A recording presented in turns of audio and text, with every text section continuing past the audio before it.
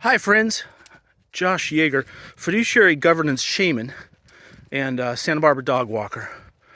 We're going to continue the conversation that we began, maybe 7 minutes ago in my time, and I don't know how long in your time, about fiduciary governance generally and how we can do it with excellence, tips and tricks for busy, harried successor trustees who are trying to do their job without ticking everyone else off.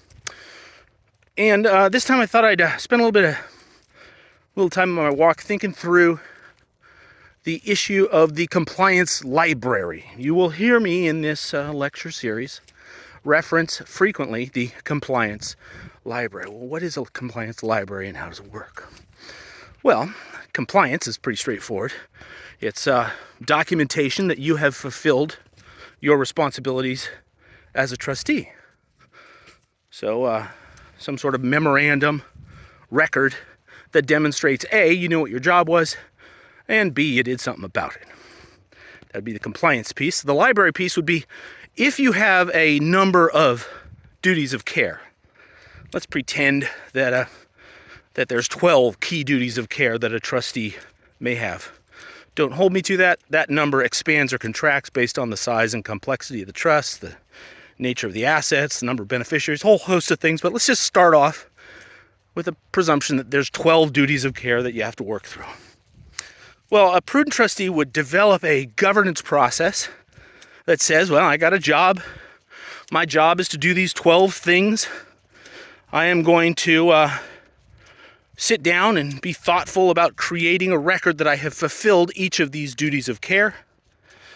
And then I'm going to write a memo. I'm going to create a piece of evidence that goes in a compliance folder, compliance library, that demonstrates that I've done my job. Why would a trustee do this?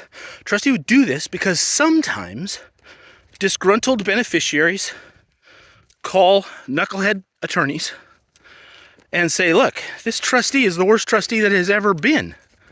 They have absconded with trust assets. They haven't given me accounts. They have failed to diversify the assets of the trust. They've charged exorbitant fees. They're horrible.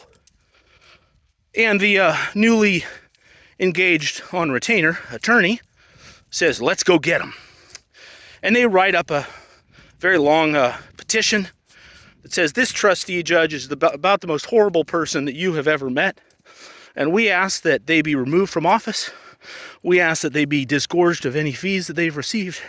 We ask that they reimburse the trust 100% of the return that the trust should have gotten had it invested 100% of its capital in Apple, which we think would be prudent, and a whole long litany of spurious claims against the trustee.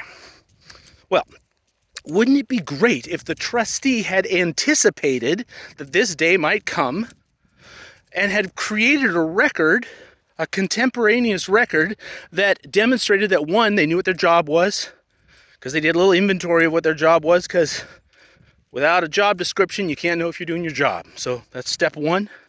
And two, they took steps to create a record that they had fulfilled each of their jobs. They had 12 duties of care.